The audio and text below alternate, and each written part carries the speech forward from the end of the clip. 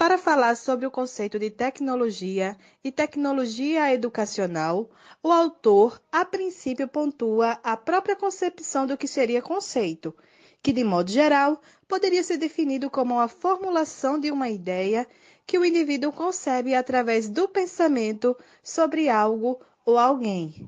Partindo desse pressuposto, o autor aborda sobre a formação do conceito segundo Lomônaco, que apresenta 4 principais concepções teóricas sobre o que seria conceito.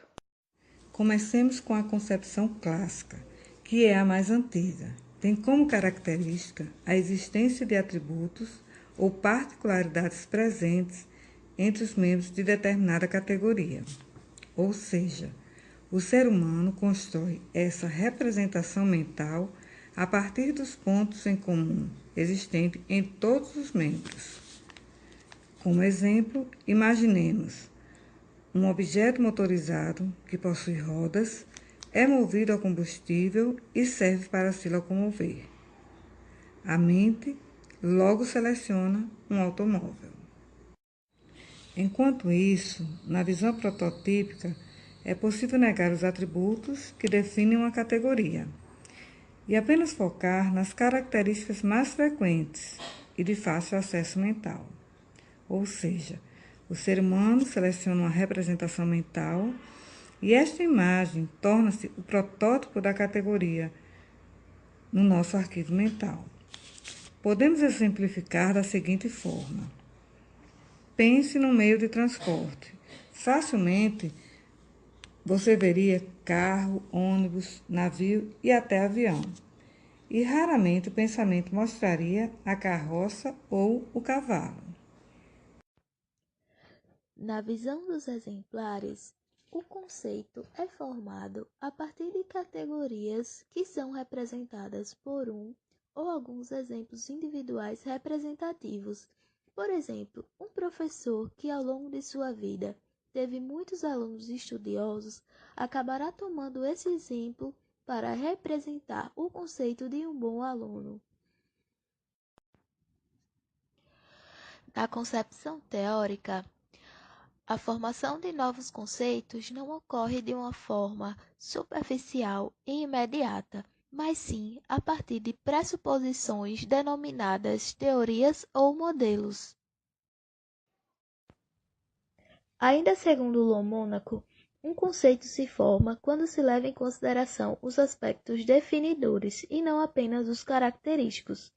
Aspectos definidores são aqueles atributos ou características que são necessários e suficientes para definir completamente um conceito.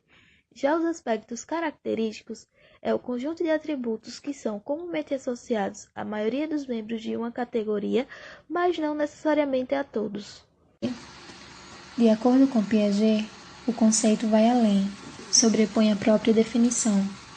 O conceito é adquirido ao longo da vivência, ou seja, construtivismo. Logo, não se nasce com nenhum saber.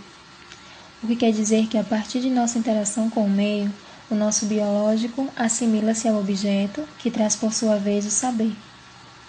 O desenvolvimento cognitivo ocorre por meio dessas trocas e é estruturado internamente pelo sujeito pelos processos chamados assimilação e acomodação. Vygotsky vem separar para nós os conceitos cotidianos dos conceitos científicos, que, embora sejam divergentes, estão muito associados entre si. O conceito cotidiano é aquele em que a criança forma através da sua experiência pessoal, mas que ela realmente não está consciente do pensamento que ela está tendo. Já quando passa para o conceito científico, a criança começa a definir verbalmente e aplicar o conhecimento prévio e senso comum à sua realidade. Então, para que haja o conceito científico, é necessário que o conceito espontâneo tenha alcançado um certo nível de maturidade na cabeça da criança. É o que Paulo Freire defendia na sua aplicação. Como é que as pessoas poderiam soletrar uva se não conhecem uma uva? É preciso primeiro um conhecimento cotidiano para ser gerado conhecimento científico.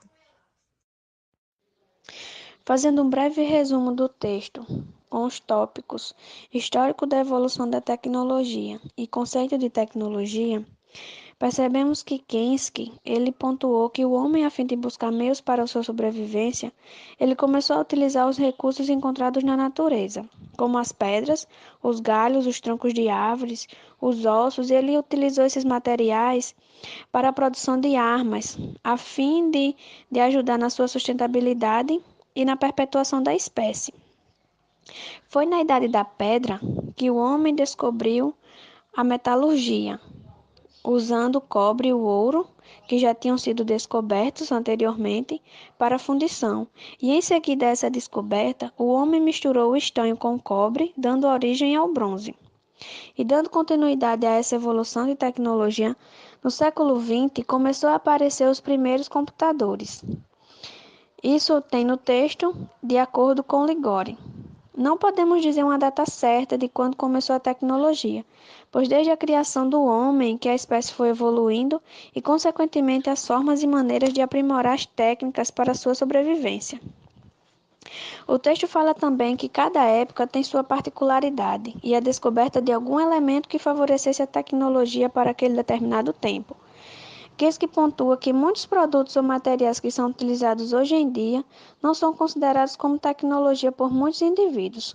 Por outro lado, ele cita também alguns produtos, como óculos, determinados alimentos e medicamentos, que são considerados como produtos de tecnologia atualmente. Podemos nomear o método que visa facilitar os processos de ensino e aprendizagem por meio de procedimentos de tecnologia educacional.